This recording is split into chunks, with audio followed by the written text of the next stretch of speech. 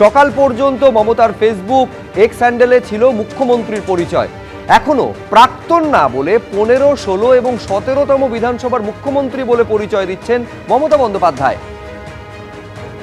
আর এর মধ্যে এক্স হ্যান্ডেলে মমতা অভিষেককে আনফলো করলো কলকাতা পুলিশ।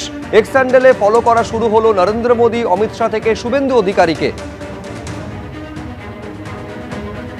কবিগুরুকে প্রধানমন্ত্রী প্রণাম জানিয়ে মুখ্যমন্ত্রীকে শপথ নেওয়ালেন এবং আমরা দায়িত্বভার নিলাম। বাংলা বাঙালির সংস্কৃতি কবিগুরুর চেতনাতে, কবিগুরুর ভাবনাতে হবে, তার আজকে শুভ সূচনা। একটাই মন্ত্র স্বামীজির, চোরইবতী চোরইবতী। আরে ধুতি পাঞ্জাবিতে থাকা ডক্টর শ্যামাপ্রসাদ মুখার্জির তৈরি করা আদর্শের ভিত্তিতে যে রাজনৈতিক দল, তাকে কারোর কাছ থেকে সার্টিফিকেট নিতে হবে না। আমি একটি বিতর্কিত কথা বলবো না, আমি মুখ্যমন্ত্রী, আমি এখন সকলের। আমি চাই শুভবুদ্ধির উদয় হোক। আমি শুধু বলবো যারা এখনো সমালোচনা করছেন তাদের চৈতন্য উদয় হোক। আসল বাংলার অনেক ক্ষতি হয়ে গেছে, শিক্ষা হারিয়ে গেছে, সংস্কৃতি ধ্বংস হয়ে গেছে। আমরা বাংলাটাকে নবনির্মাণ করি, অনেক দায়িত্ব।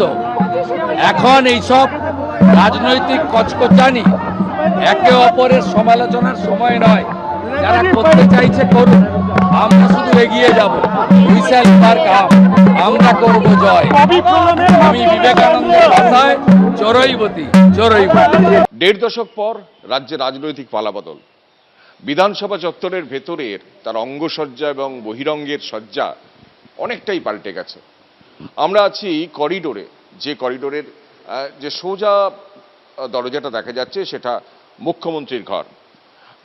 কালকে পর্যন্ত সেখানে মমতা বন্দ্যোপাধ্যায়ের নেমপ্লেট ছিল, আজকে দেখা যাচ্ছে সেই নেমপ্লেট খুলে ফেলা হয়েছে। এখানেই বসবেন শুভেন্দু অধিকারী, রাজ্যের নতুন মুখ্যমন্ত্রী। তার পাশের যে পরপর ঘরগুলো আছে, আমাদের ক্যামেরা পার্সন বিশ্বজিৎ সাহাকে দেখাতে বলবো, পাশের ঘরটাই পার্থ চট্টোপাধ্যায় বসতেন। দীর্ঘদিন ধরে সেই ঘর বন্ধ ছিল, কিন্তু কালকেই সেই ঘরের তালা ভেঙে সেই ঘরটাকে পরিষ্কার করা হয়েছে। তারপরে মলয় ঘটক বসতেন, তারপর শোভনদেব চট্টোপাধ্যায়, তারপর চন্দ্রিমা ভট্টাচার্য, এবং এই যে একদম আমার হাতের সামনের যে ঘরটা সেটায় বসতেন ফিরহাদ হাকিম।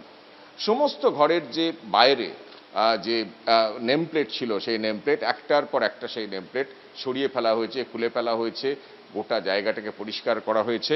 এবারের বিধানসভাটা গুরুত্বপূর্ণ এই কারণেই যে এখনো পর্যন্ত যা সিদ্ধান্ত নেওয়া হয়েছে যে প্রাথমিকভাবে এই বিধানসভাতেই মুখ্যমন্ত্রীর সচিবালয় তৈরি হবে। কারণ মমতা বন্দ্যোপাধ্যায়ের সরকার যেখান থেকে পরিচালিত হতো, অর্থাৎ নবান্ন, সেই নবান্নে বিজেপি সরকার আর যাবে না। সেই নবান্ন থেকে মহাকরণে আসবে। কিন্তু মহাকরণে মুখ্যমন্ত্রীর যে বসার ঘর, সেই ঘর এখনো প্রস্তুত নয়। যে জায়গা থেকে একটা সময় বুদ্ধদেব ভট্টাচার্য এবং প্রাথমিকভাবে কিছুদিন মমতা বন্দ্যোপাধ্যায় রাজ্যপাট সামলেছিলেন, সেইখান থেকেই রাজ্যপাট আবার নতুন করে শুরু হবে।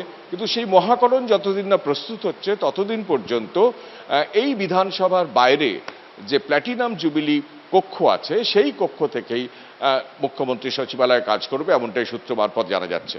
এই নেমপ্লেটগুলো এইভাবেই খুলে ফেলা হয়েছে। এই যে গ্রাউন্ড ফ্লোর এবং ওপরের তলা, ফার্স্ট ফ্লোর, সব জায়গায় কিন্তু মন্ত্রীদের বসার ঘরের এইভাবেই পরিবর্তন হয়েছে। এবং আমরা বিধানসভার একদম লবিতে আছি, যে লবিতে একটা সময় অধিবেশন চলাকালীন গমগম করত, যে ঘর আমরা দেখতে পাচ্ছি, ওখানে মুখ্যমন্ত্রী বসতেন এবং পাশে একাধিক তার ঘনিষ্ঠ মন্ত্রীরা বসতেন। সেই জায়গা পুরোপুরি এইভাবেই বন্ধ করে রাখা হয়েছে, নেমপ্লেট সরিয়ে ফেলা হয়েছে। সব মিলিয়ে অন্যান্য জায়গার মতো বিধানসভার চেহারাটাও পুরোপুরি পাল্টে গেছে। ক্যামেরায় বিশ্বজিৎ সাহার সঙ্গে কৃষ্ণেন্দু অধিকারী, এবিপি আনন্দ, কলকাতা। এবিপি আনন্দ, এগিয়ে থাকে, এগিয়ে রাখে।